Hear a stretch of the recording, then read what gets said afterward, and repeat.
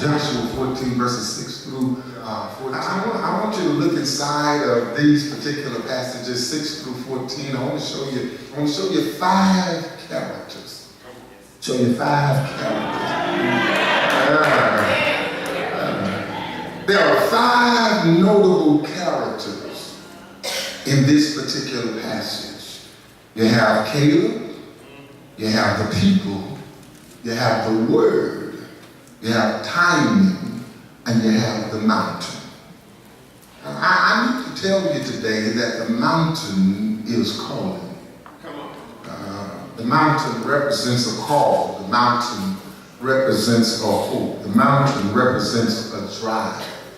The mountain represents a goal. It's an opportunity. It is a necessity. It is a challenge. Sometimes the mountain shows up as a conflict. Sometimes the mountain shows up as a contradictory. But most assuredly, the mountain is a fulfillment. The mountain shows up in different forms. It shows up sometimes as problems. It shows up sometimes as people. It shows up even sometimes as pleasures that you can't get enough of or you can't get over. Sometimes the mountain shows up as negativity or pessimism. It shows up in things that you possibly at intervals in your life would not even think would come your way. Yes. There is for a character or one of the characters in this particular passage that pulls out to me, it is the people. The reason why the people stand out in this text as to the matter that they are the cause to Caleb being put on lockdown from his promise or possession. These people, their faith, or could I say their lack of faith, is a factor in Caleb getting where he wanted to go.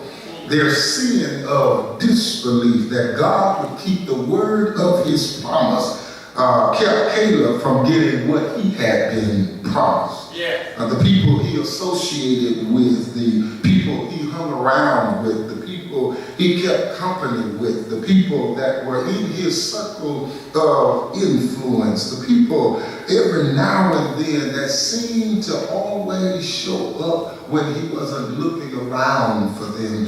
Can I tell you that sometimes it's your family, sometimes it's your friends, sometimes it's your acquaintances, sometimes it's strangers you bumped into at the wrong time, in the wrong place, with the wrong frame of mind. People always can and will have a certain effect on your life goals and disposition.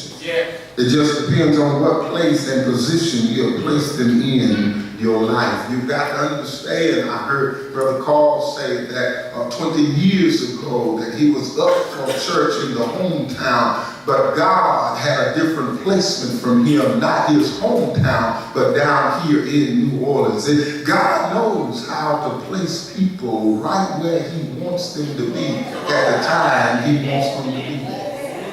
Not too long ago, a young couple decided to open up an art gallery because they were art lovers, and so they had acquired many good taste and many fine paintings and many fine portraits, and so they decided to buy a warehouse and they opened it up and fashioned it so that they could have an art gallery in a small little town.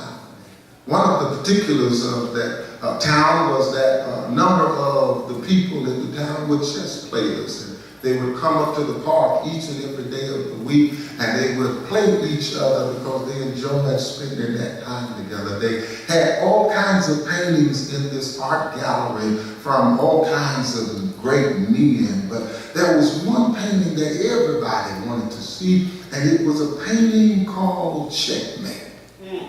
This painting featured Satan playing the best chess player in the world. As they were looking at this painting, all of the chess players coming through, they saw that it looked like inside of the artwork that Satan had checkmate. So everybody agreed, yeah, he got it, yeah, he got it, yeah, he got it, man. That was a good game, he got it. He played his best, but he got it, man. A little young fellow, just outside of being a novice, came up and looked at the painting, and he walked away and came back and looked at it again, walked away and came back and stood there with his hand under his chin and looked, and he hollered, oh no, call the curator, call the owners. They got to take this down, they got to take this down, they got to take this down. And he started rambling and all the crowd started coming up saying, what's wrong? He said, they got to take this down, they got to take this down. And they said, what happened? The curator showed up and asked, what do you find wrong with the painting? Is it the texture of the canvas? Is it the matting of the frame? Is it the color marveled inside one another color? They said, what do you find wrong with this painting? He said, it's incorrect. He said, it's not true. Come on. He said, he has another move. What? He said, you got to take it down because it shows that Satan can outbeat anybody in life. But when I look inside of the chess work, it shows that the player has one more move. If there anybody in here ever felt like Satan had gotten you an opponent, seemed like Satan had backed you up, it seemed like you couldn't get out of your situation, but I came by to tell you every now and then life will throw you into a situation that it seems like this is the end of it all, but you might need to high five a neighbor and tell them, I got one more move, I got one more move. Can I tell you that God is and always been concerned with the placement of people, the placement of things and words in and for your life. Yes, sir. Sometimes you need a word at the beginning of an episode or experience or situation in your life more than you will need a word at the end of it. Sometimes you will need a person at the middle of an episode, experience, or incident more than you would have need of their presence at the beginning. Sometimes you will need a certain thing to have and to hold on to at the end of an episode that you would have at the beginning. I came by to encourage somebody and tell you that God is and always concerned with placement in and for your life. As a matter of fact, let me borrow the text from Job. He says, he knows the way that I take. Yeah. And when he has tried me, yeah, I shall come forth as pure gold. I just came by to let you know that while you're going through something, you ought to just keep on trusting God, because God's going to get you out of it, but you can't get yourself out.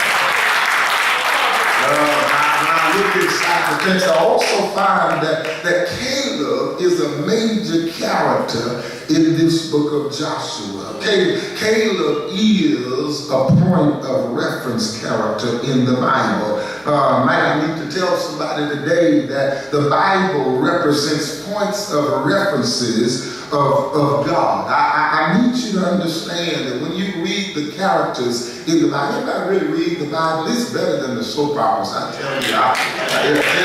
It's phenomenal. There's some real wonderful things in there. I was sharing with Brother Roy, I got tickled because I don't get a chance to stay home very much. And my wife the other day had an opportunity to have me home on a Tuesday, and she had me to sit down. She had me to sit down to watch TV. I don't really watch TV. But she had me to sit down and held on to me to watch TV. And one of her favorite shows was coming on. It's called The Haves. Oh, y'all watch it too? I tell you, the Bible is better than that, because if you really want to find out who got it and who ain't got it, you ought to read the Bible. The Bible is filled with points of reference reference characters. As a matter of fact, Abraham is a point of reference for faith.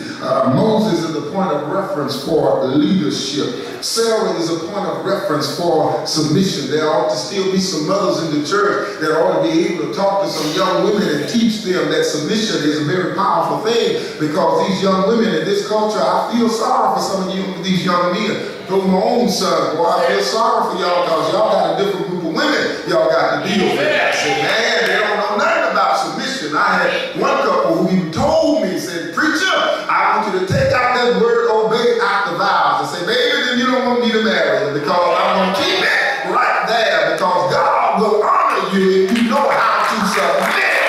Oh, you don't give me that.